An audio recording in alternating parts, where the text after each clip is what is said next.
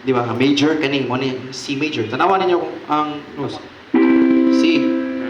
Essential ni siya kay kung kani ko, di ba, major to target, major chord. Nya kani ako ni balhinon, dire. Di na siya major. Dili minor na siya. Nya to target major one. So important ang spacing. So kani, sample kani. Akong sayupon. Anaon? Yabag kayo. Dili siya si major. So, mo na interval ang kaimportante sa spacing sa atong target nga chord kay para maka-create o katong target nga chord na to ba? C major. Kana ra jud mo jud na tong target. Okay? Nasabtan na to. Intervals. Kamasahon? Distance between notes creates relationships. Kani pwede na to matawag og mga relasyon ni. Kana makabuhat og chords.